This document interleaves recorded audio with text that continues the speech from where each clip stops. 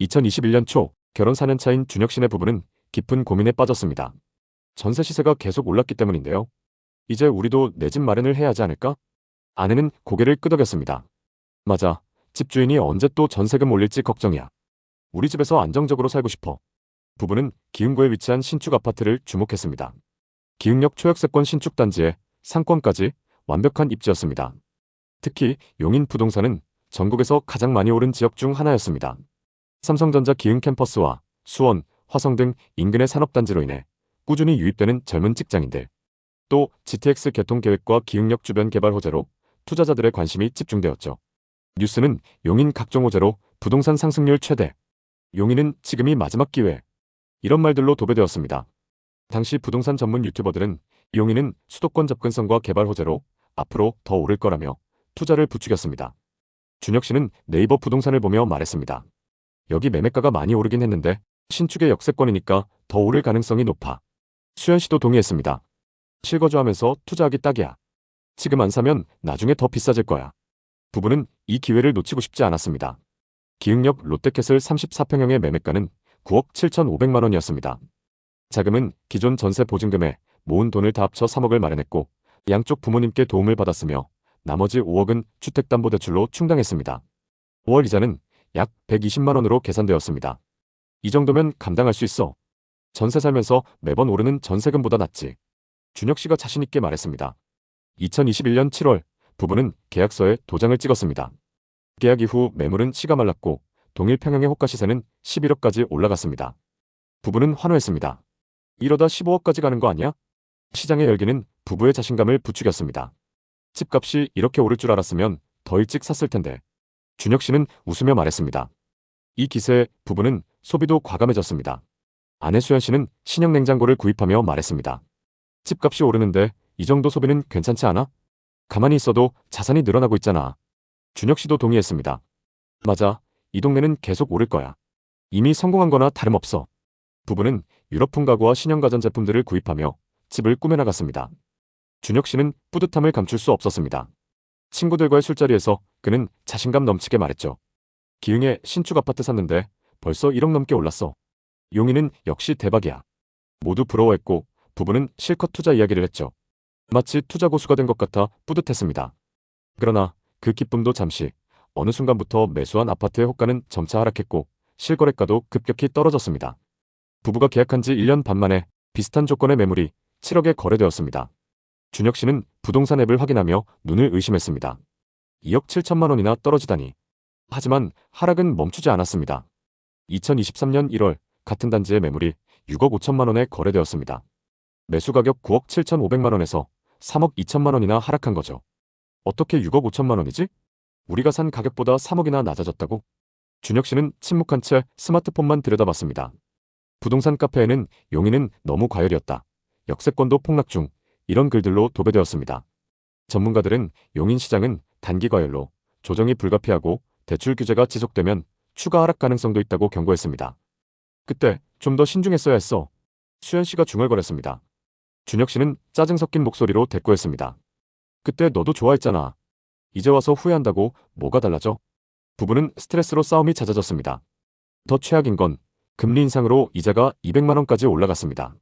추가 부담이 너무 커. 하락장의 고통은 여기서 끝나지 않았습니다.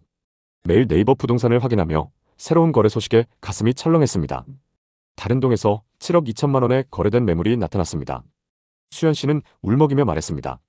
조금 더 기다릴 걸 그랬나 봐. 너무 후회돼. 준혁 씨는 답답한 마음에 버럭 화를 냈습니다. 그때 너도 사자고 했잖아. 나만 잘못한 거야? 부부는 서로를 원망했고 대화가 줄었습니다. 대화를 할 때마다 싸움으로 번졌기 때문에 서로 피하기 시작했고 방도 각자 썼습니다. 재정적 부담이 커지면서 마음의 여유가 사라졌습니다. 수현 씨는 밤마다 부동산 앱을 쳐다보며 싸게 거래된 내역을 볼 때마다 한숨을 쉬었습니다. 내 친구는 전세로 버티다가 더 싸게 샀어. 우리가 너무 성급했어. 준혁 씨는 그런 아내의 말을 들을 때마다 화가 치밀어 올랐습니다.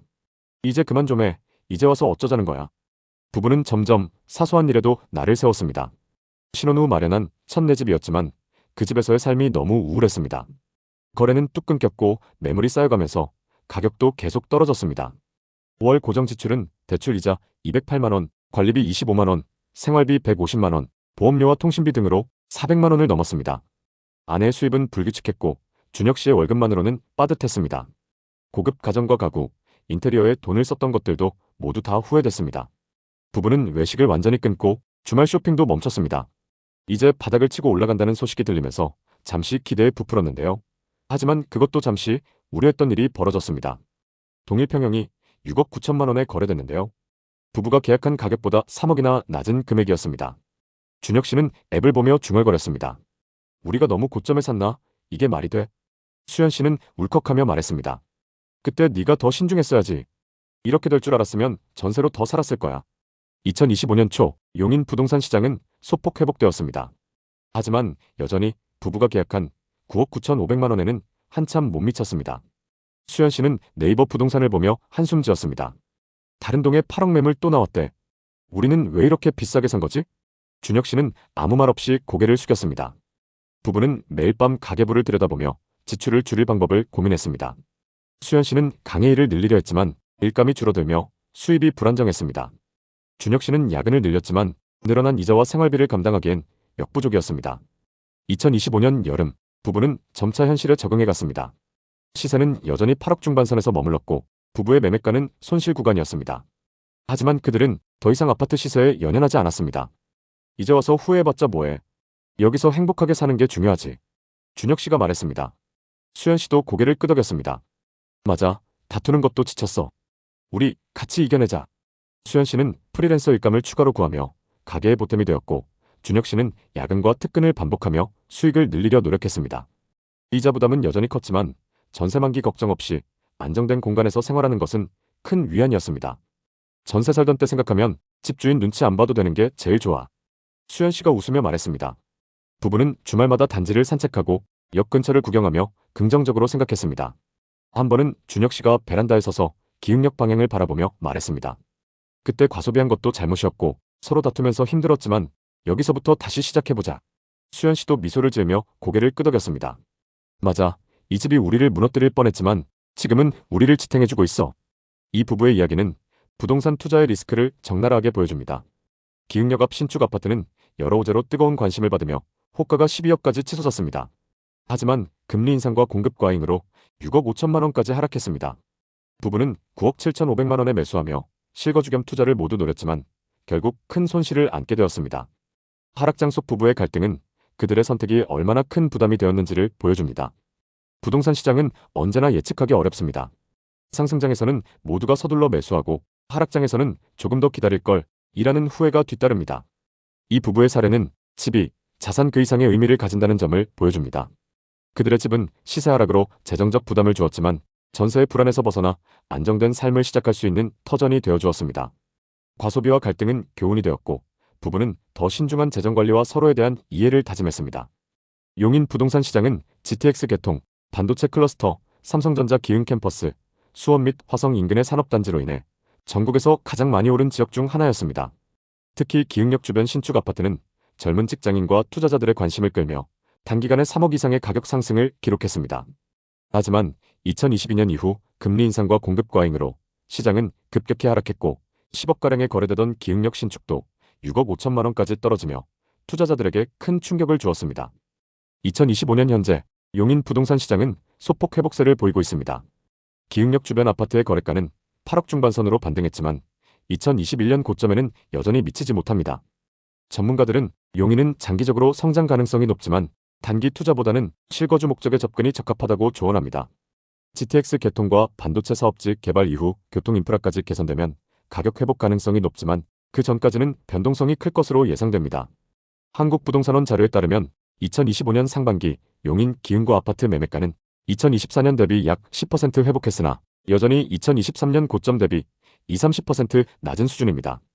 게다가 최근 시작된 부동산 규제 정책들로 인해 빠른 반등을 기대하기는 어려운 상황입니다. 집을 살 때 중요한 것은 지금이 매수 타이밍인가가 아니라 내가 감당할 수 있는가입니다. 여러분에게 부동산이란 어떤 의미인가요? 오늘은 용인 부동산에 대해서 살펴봤습니다. 상승장을 주도했던 용인 역세권 신축 아파트들은 언제쯤 다시 고점까지 회복할까요? 계속 함께 지켜보시죠. 오늘의 이야기에 공감하셨다면 구독과 좋아요를 눌러주세요. 끝까지 시청해주셔서 감사합니다. 여러분의 성공적인 투자를 응원합니다.